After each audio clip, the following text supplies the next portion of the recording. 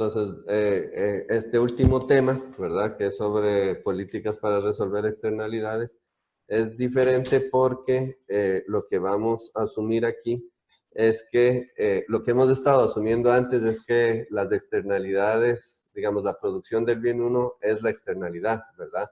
Ahora vamos a asumir que la externalidad realmente depende de una función que le vamos a llamar la función de externalidad, ¿verdad? Que depende de la producción del bien uno. Entonces, no es realmente, por ejemplo,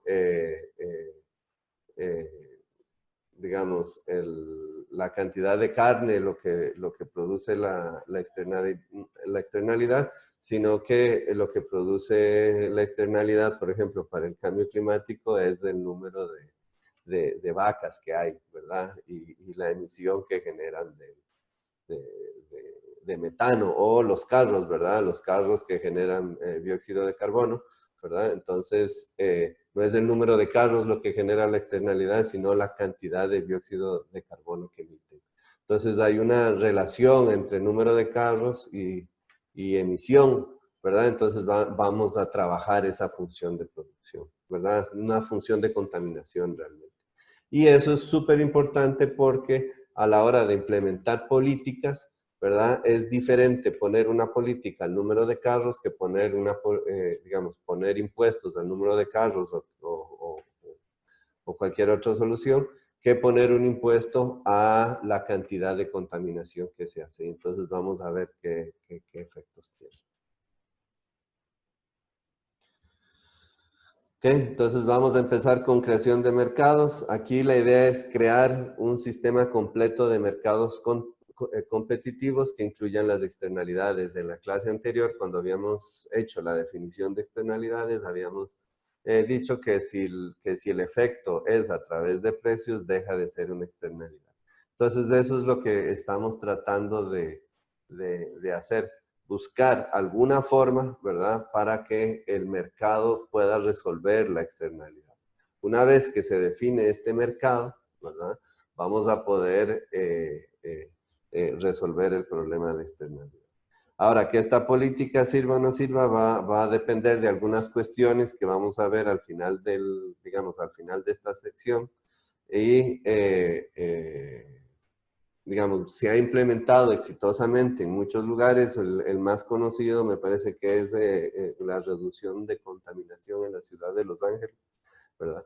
Que empezaron a repartir permisos de contaminación, que es una creación de mercado. Entonces, estos permisos se podían transar entre las diferentes firmas, y entonces llegaban a diferentes precios, y las firmas que les costaba más reducir la contaminación eran las que terminaban con los permisos, y las otras recibían el pago por esos permisos y trataban de reducir la contaminación. Entonces fue una forma eficiente de organizar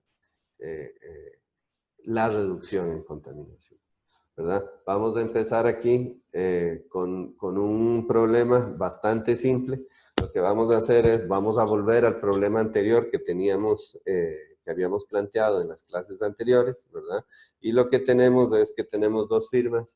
La producción de una de las dos firmas afecta a la producción de la otra, ¿verdad? En este caso era la producción de la firma 1, ¿verdad? Afecta a la producción de la firma 2.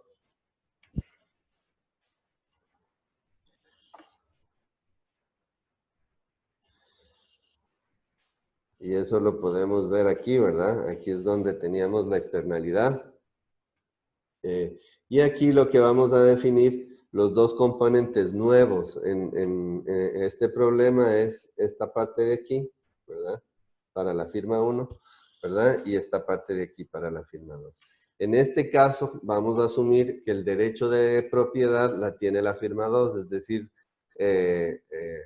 la firma 2 tiene derecho a que no se le contamine, ¿verdad? Es como que tenemos derecho a tener aire limpio, ¿verdad? A que no se nos afecte negativamente. Ahora vamos a ver que inclusive si cambiamos los derechos de propiedad, esto no va a cambiar, ¿verdad? Pero vamos a empezar con eso para que vean qué ocurre. ¿Ok? Después tenemos,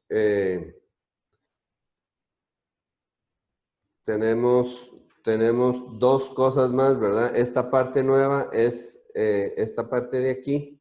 Este Y1, 1, 2 son los permisos, ¿verdad? Y entonces los permisos los vende la firma 2 y los compra la firma 1. Entonces, por eso entra para la firma 1 en forma negativa, ¿verdad? Porque tiene que pagar por cada permiso que compra por producir el bien 1. Y para la firma 2, si ven aquí, entra en forma positiva eh, digamos, los ingresos que recibe por eh, la venta de permisos. ¿Ok? Tenemos la misma restricción que antes, ¿verdad? La restricción tecnológica para la firma, ¿verdad? Pero aquí vamos a tener, van a tener que cumplir esta condición, además, ¿verdad? La producción del bien 1 para la firma 1 tiene que ser igual que el número de permisos que tiene, ¿verdad? Si esto no ocurre, entonces la firma, digamos, no va a poder producir ninguna unidad más. ¿Ok? Para la firma 2, ¿verdad? Tenemos igual la restricción tecnológica y aquí tiene la firma 2 va a tomar la decisión de cuántos permisos va a vender a la firma 1. ¿Ok? Entonces, hasta aquí están claros. Profe, ¿qué fue eso último que dijo? ¿Desde qué parte? Que dijo como de que la firma 2 creo, Sí, decide cuántos permisos vender, a dónde se ajá. ve eso. Aquí ve. Entonces, aquí, digamos, la firma 2 recibe ingresos primero por la venta del bien 2, ¿verdad? Después tiene que pagar aquí por los insumos que compra, ¿verdad? Y además tiene estos ingresos de aquí, ¿verdad? Y estos ingresos de ahí son los ingresos que recibe por la venta de permisos del bien, ¿verdad? La firma 2 es la que tiene los derechos de propiedad en este ejemplo, entonces ella es la que decide cuánto puede vender la firma 1, ¿verdad? Entonces lo que vamos a generar es un mercado, ¿verdad? De permisos, donde la firma 2 es la que vende estos permisos y la firma 1 aquí, ¿verdad? Es la que compra esos permisos para producir el bien, ¿verdad? Igual aquí, digamos, entonces aquí para la firma 2, ella toma la decisión de cuántos permisos vender, ¿verdad? En la firma 1, no, porque la firma 1, digamos, tiene que comprar lo que puede comprar, puede optimizar, ¿verdad? Y decir cuánto va a comprar, dado lo que la firma 2 está planteando vender, ¿verdad? Y bueno, ahí negocian y deciden un precio y así es como se determina cuál es el nivel de la producción. ¿Por qué se resuelve el problema de la externalidad? Porque en el momento en que empiezan a negociar, la empresa 1 va a tener que tomar en cuenta los costos que le genera a la empresa 2 de producir el bien 1. Eso, digamos, en el caso de que fuera una externalidad positiva. Si fue negativa, si fuera una externalidad positiva, más bien va a tomar en cuenta los beneficios por eh, la generación de la externalidad positiva y puede terminar produciendo más, ¿verdad? Pero bueno, entonces seguimos con este ejemplo. Entonces aquí la idea es plantear el problema. Lo que voy a hacer ahora, voy a resolver este problema, digamos, ¿verdad? Y después, este va a ser creo que el único ejercicio que voy a resolver, digamos que a pie. Y después los otros ejercicios, voy a presentar las soluciones y les voy a decir cómo se resuelve. Entonces, primero voy a ahora compartir.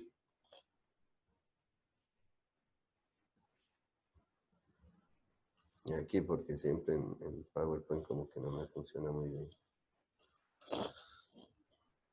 Ok, entonces ahí pueden ver la pizarra. Ok, ahí está el marcador. ¿Pueden verlo? Sí, profe. Sí, profe. Súper. Ok. Entonces, primero vamos a plantear el problema de la empresa 1, ¿verdad? Ese es súper simple, ¿verdad? Aquí lo único que tenemos es que va a tener que maximizar su utilidad, ¿verdad? Que es P1 por Y11 menos P2 por Y12. Y va a tener que pagar un precio Q, ¿verdad? Por los permisos de producción del bien 1 que él lo va a vender la firma 2, ¿verdad?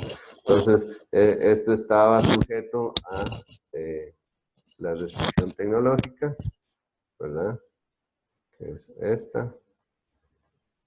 Y después Y11 tiene que ser igual a el número de permisos también, ¿verdad? Entonces lo que voy a hacer es voy a sustituir estas dos restricciones, ¿verdad? Dentro de la función de beneficios, y con eso voy a maximizar, ¿verdad? Entonces me va a quedar esto.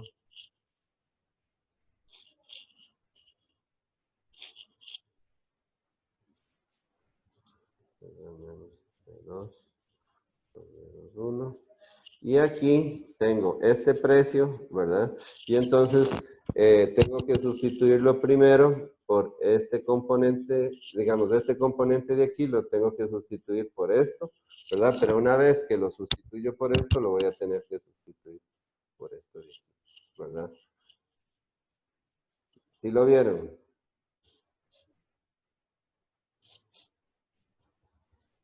O sea, la idea es que lo único que puedo, digamos, tengo permiso de producir una cantidad de bienes 1, ¿verdad? De acuerdo a los permisos que tenga. Y digamos, eso también, digamos, entonces la cantidad de producción va a estar sujeta a la función de producción, ¿verdad? Entonces lo que estoy haciendo es sustituyendo esos factores para poder maximizar.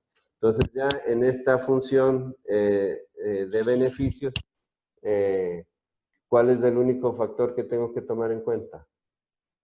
Con respecto a qué maximizo, qué decisión toma el individuo, la empresa 1. ¿Cuánto produce del bien? Ajá, ¿cómo, ¿Cuánto usa el bien 2? cuánto usa del bien 2 de insumo, ¿verdad? Esa es la única variable que está presente aquí, ¿verdad? Todos los demás son parámetros dados, ¿verdad? La decisión que toma es cuántos insumos va a utilizar, ¿verdad? Del bien 2, y eso por estas restricciones de aquí y de aquí me va a determinar las dos cosas. Cuánto voy a producir, ¿verdad? Por la restricción 1, esta de aquí, y cuántos permisos voy a comprar. ¿Okay? Entonces, cuando maximizo me queda lo siguiente.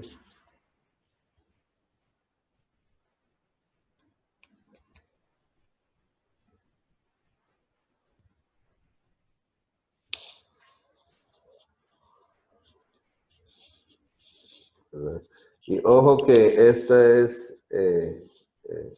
no voy a hacer.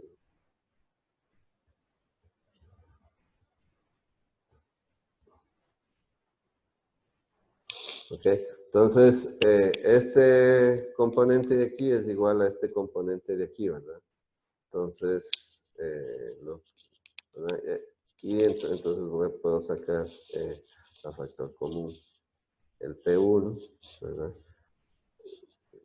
1, 2, y me queda 1, 2, ¿verdad? Y este es igual a P2. Ok, entonces esta es la primera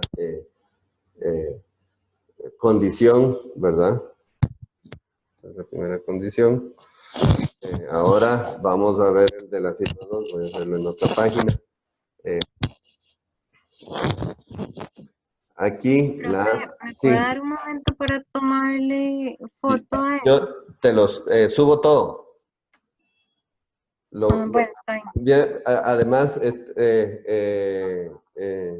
digamos, va a quedar en el video, ¿verdad? Que subo, pero además está en el PowerPoint, les voy a subir toda la derivación, ¿verdad? Igual lo quería hacer porque, digamos, a veces uno no entiende por qué está tomando una decisión o la otra, entonces quería explicárselo, ¿verdad? Pero ya una vez que hacemos esto, en los otros solo voy a utilizar todo directo, ¿verdad? Igual, si no, igual voy a tratar de subir estas imágenes a la presentación. Está bien, profe, gracias. Ya todo está, ok. Entonces, la firma 2, ¿verdad? La utilidad de la firma 2 es esta.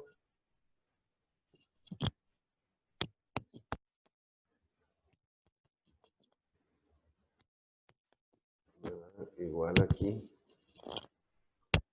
¿Verdad? Y entonces están los permisos. Esta estaba sujeta a esta restricción, ¿verdad?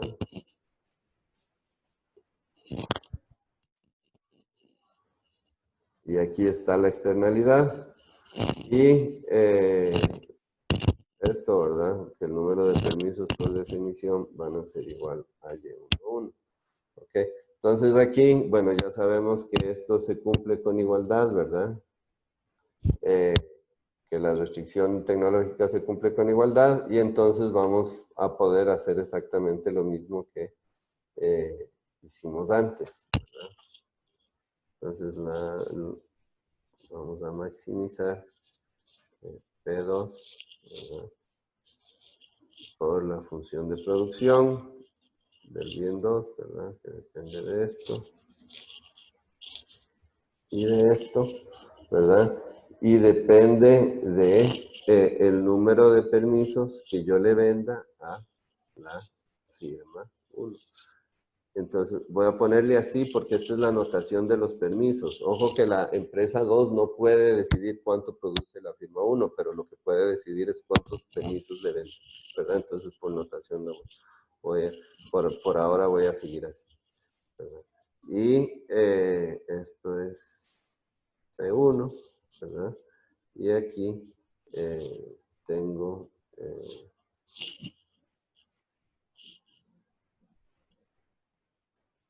¿verdad? Eso es. Esta, ok, ese es 1, 2, 1, 10, 1, 1, 2. Ahora sí, ¿qué decisiones toma esta empresa con respecto a qué tengo que derivar estos beneficios?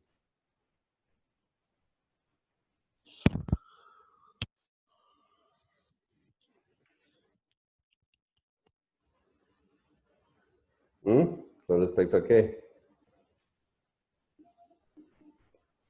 Igual que la vez pasada, ¿cuál sería la respuesta? El insumo 1, 2. Ajá, exactamente. ¿Cuánto utiliza del insumo que le va a determinar la producción? ¿Y de qué más?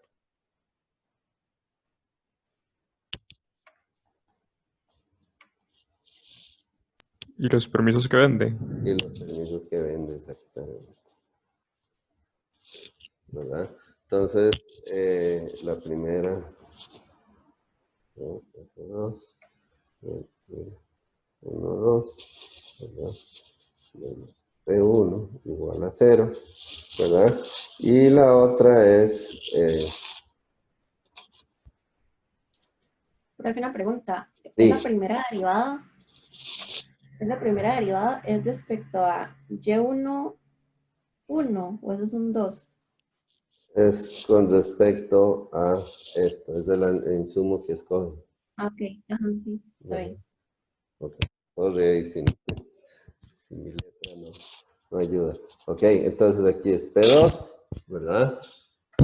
La derivada con respecto, la derivada de la función 2, ¿verdad? Pero aquí con respecto a, aquí sí el número de permisos, ¿verdad?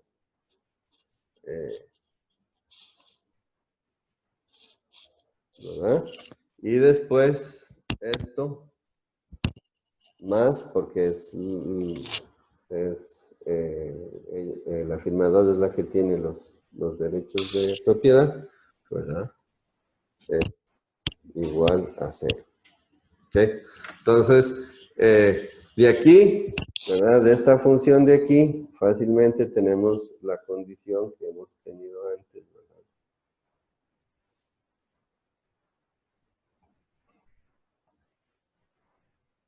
Ok, pero aquí tenemos el Q, ¿verdad? En esta segunda tenemos este Q, y lo que tenemos que hacer es despejar este Q, ¿verdad? Y sustituirlo en la restricción que generamos en la función anterior. Ven, aquí está este Q, ¿verdad? Entonces lo que voy a hacer es, voy a sustituir, digamos, despejarlo, ¿verdad? De hecho, lo que me da es esto. Voy a despejarlo con el negativo porque es más fácil, ¿verdad? Y 1, 2, 1. Este factor de aquí es igual a menos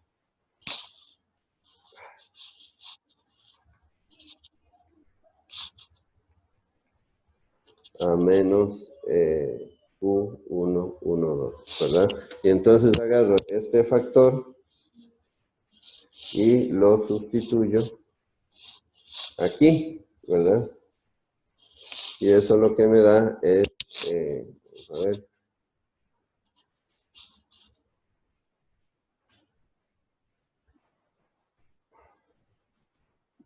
P1 menos, no, era más porque era el menos Q1, ¿verdad?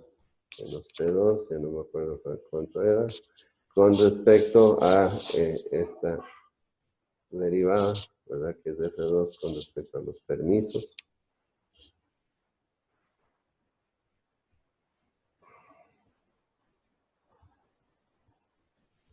Aquí es donde se enreda porque no se ve este uno, ¿verdad?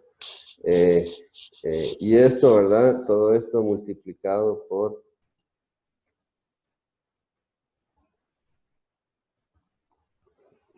1, 2, y esto es igual.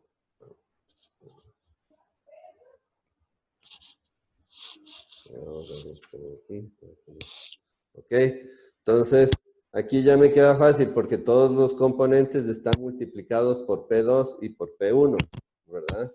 Entonces, ¿qué es lo que hago? Voy a agarrar este componente de aquí y lo voy a multiplicar por este y después lo voy a pasar a restar al otro lado, ¿verdad? Y entonces me queda esto, ¿verdad? P1, F1 por D, Y,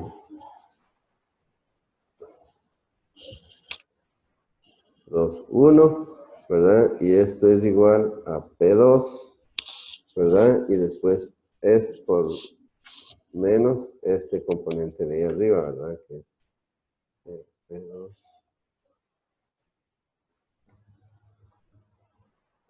por F2 con respecto al número de permisos, ¿verdad? Por la derivada de la producción del bien 1 con respecto a los insumos, ¿verdad? Y ya puedo despejar P1 entre P2, ¿verdad? ¿Lo ven? Aquí. ¿Verdad? Y entonces me voy a mover para acá, disculpen. Pues siempre lo que queremos conocer es la relación de precios, ¿verdad? Exactamente. Entonces me queda esto.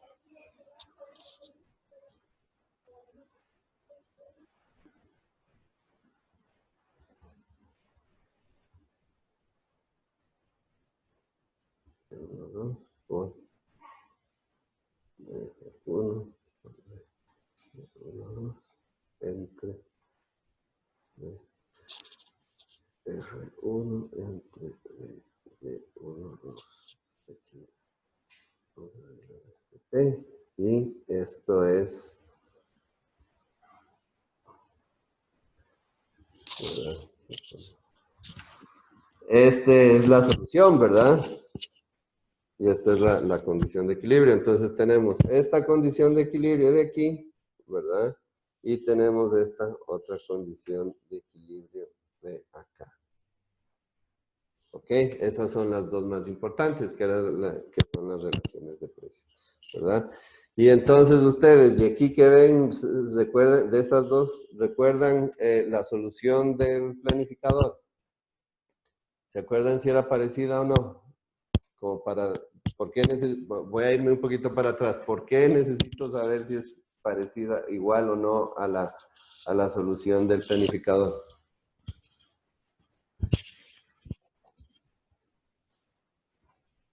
Porque es óptima, ¿verdad? La solución del planificador. Y entonces, si logro que esto sea óptimo, entonces resuelvo el problema de la externalidad. ¿Ok? ¿Es igual o no? ¿Recuerdan? ¿Parecidona o no? ¿No recuerdan? No, profe, creo que nos acordamos. Ah, ok, está bien. Vamos a ir a la presentación entonces.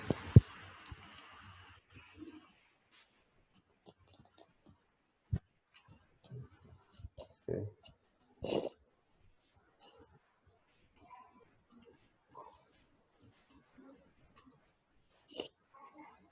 Ok, entonces ya encontramos la solución, ¿verdad? Aquí está toda la derivación que me habían pedido, ¿verdad? La firma 1, la firma 2, porque ya las hicimos y vimos cómo, ¿verdad?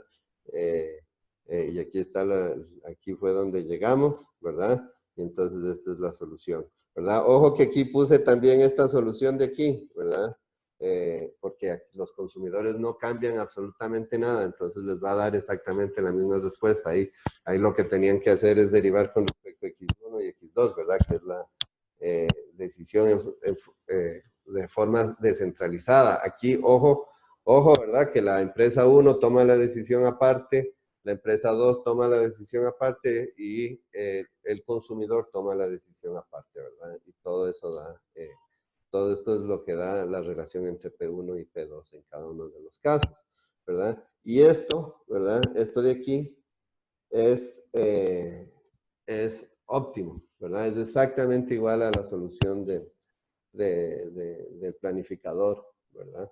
Entonces, ¿qué es la conclusión? La conclusión es que cuando creamos mercados de la externalidad, ¿verdad? Los individuos tomando decisiones en forma descentralizada llegan al óptimo, ¿verdad? Estamos resolviendo el problema de la externalidad con una política, sí, pero con una política que permite a los individuos resolver el problema, ¿verdad? En forma intuitiva, ¿verdad? Lo que está detrás de eso es que como la empresa 1 y la empresa 2 tienen que comprarse permisos, entonces la empresa 2 hace que la empresa 1 tome en cuenta los costos que le está generando a la empresa 2, ¿verdad? Y se genera este resultado óptimo. ¿Okay? ¿Alguna pregunta? No, profe, todo bien. Ok, gracias. Entonces, ahora voy a hablar un poquito sobre las limitaciones, ¿verdad? ¿Cuántos compradores y vendedores hay en el mercado de derechos de contaminación en nuestro modelo?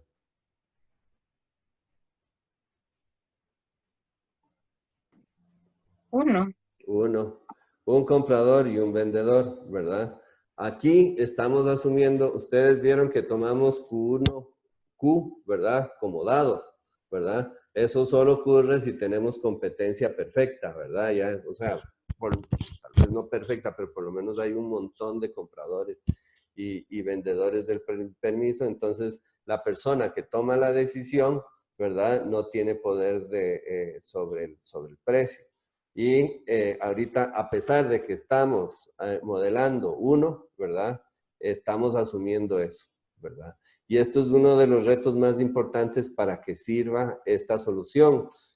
Si yo genero un mercado donde que no funciona en forma perfecta, entonces no va a resolver la solución, ¿no? ¿Verdad? No va a resolver el problema, ¿verdad?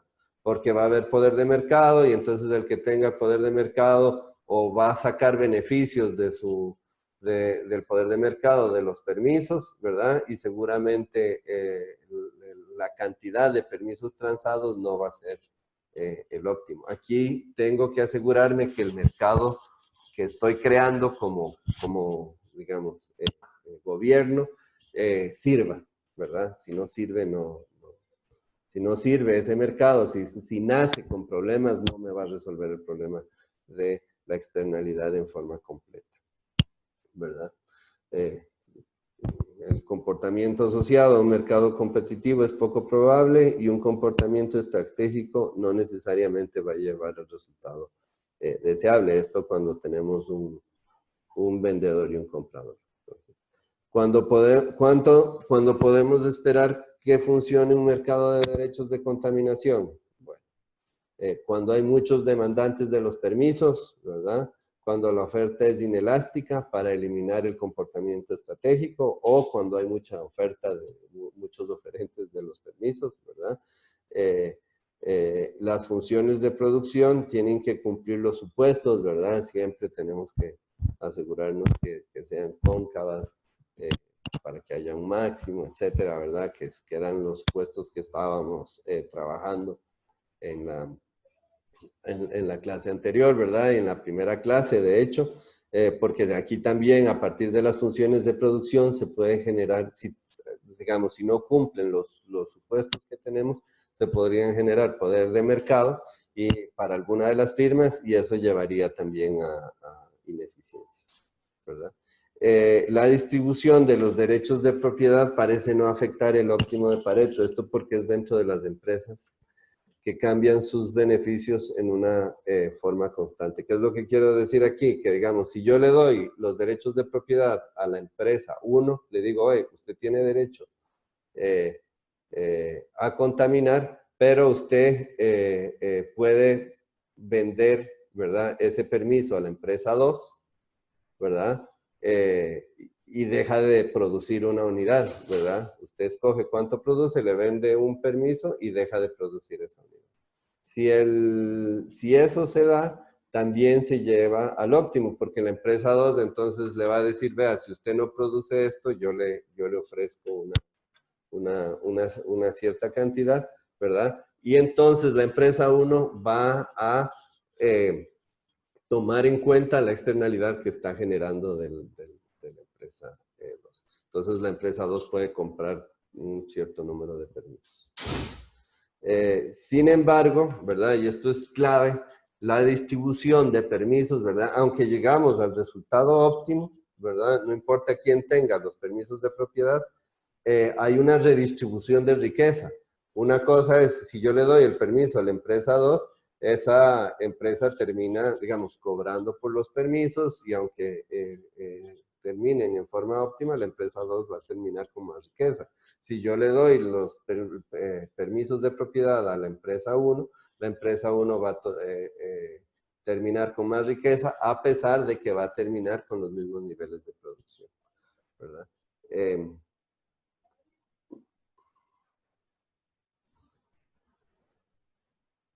¿Verdad? Este es de los que les estoy hablando y esta es el problema, ¿verdad? Visto de la otra forma, cuando la empresa 1 tiene derecho a contaminar una cantidad Q. A partir de ahí se puede generalizar, ¿verdad? Que no afecta, digamos, que no importa cuánto sea ese Q, si es total o no, ¿verdad? Los resultados, digamos, las condiciones de optimalidad descentralizadas, cuando cada uno toma la decisión por aparte, van a llevar al óptimo de Pareto, ¿verdad? Entonces, esto lo pueden resolver en la casa, ¿verdad? No va a pasar absolutamente nada porque Q es una constante. Entonces, cuando deriven el problema exactamente de la forma que lo hicimos anteriormente, van a encontrar el mismo resultado y entonces van a encontrar que no importa a quién le demos los derechos de contaminación, ¿verdad? Si creamos el mercado, los resultados van a ser óptimos. Una pregunta, ¿les suena parecido esta afirmación que acaba de hacer? ¿Les suena familiar? ¿A qué les suena? ¿Alguno se acuerda qué significa eso? ¿Qué fue lo que dije? Dije que no importan los derechos de de propiedad, esas dos empresas van a llegar al óptimo. ¿Se acuerdan de algún teorema relacionado con eso?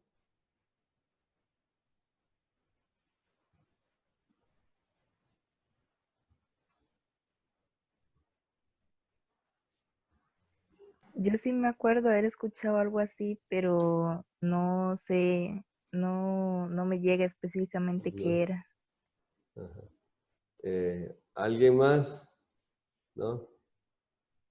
Eso es el teorema de Coase, dice eso, ¿verdad? El teorema dice exactamente eso. Ahí el teorema de Coase tiene una cuestión adicional, que es cuando los costos de transacción, digamos, de los permisos o de la negociación tienden a cero, entonces el resultado va a ser óptimo, ¿verdad? Y también es importante tomar en cuenta la parte de los costos de transacción, ¿verdad? Entonces, por eso, para que sirvan los mercados, los costos de transacción tienen que ser cero también, porque si no hay si los costos de transacción son positivos, entonces pueden generar ineficiencias en este mercado de contaminación y terminamos en un punto que no es óptimo, ¿verdad? Y por lo tanto no se podría resolver parcialmente, pero no se resuelve completamente el problema de la externalidad. Aquí está la solución, da exactamente igual, ¿verdad? Esto en la literatura económica, el concepto de la creación de mercados empieza con el teorema de Coase, ¿verdad?